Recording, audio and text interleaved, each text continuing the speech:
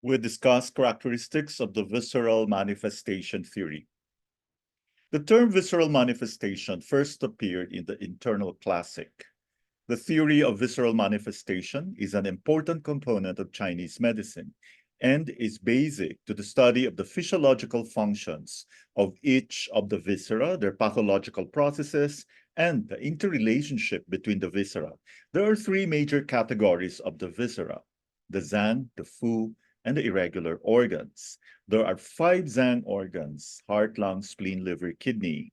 There are six fu organs: gallbladder, stomach, small intestine, large intestine, urinary bladder, and sanjiao. There are five irregular organs: brain, bone marrow, bones, blood vessels, and uterus.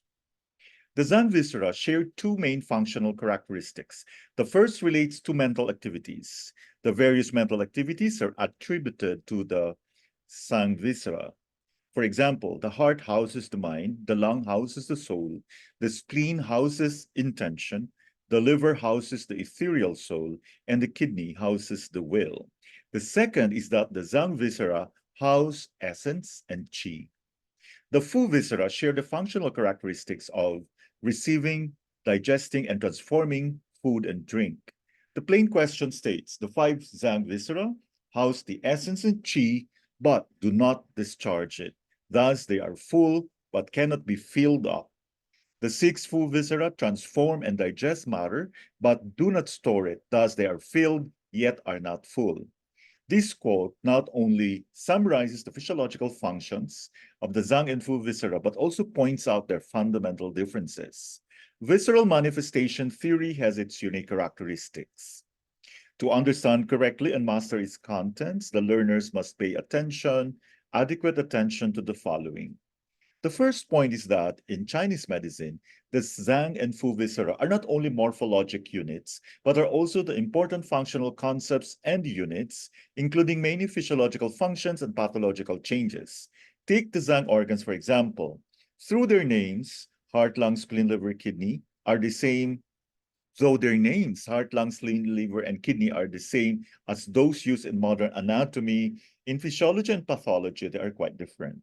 In the theory of visceral manifestation of Chinese medicine, the functions of a particular Zhang organ can encompass the functions of several organs of modern anatomy, and the functions of a particular organ in modern anatomy may be attributed to several Zhang and Fu organs.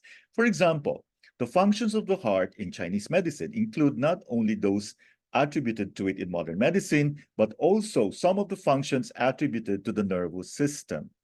On the other hand, some of the functions of the nervous system of modern medicine are attributed in CM to many Zhang and Fu organs, such as the heart, the liver, spleen, kidney, gallbladder, etc. The second point is the fact that CM assigns all the important physiological functions in the human body to five functional systems. These systems are centered on the Zhang viscera and encompass the Fu organs, the five sense organs, and the many tissues and non-visceral organs, each system being linked by means of its meridians.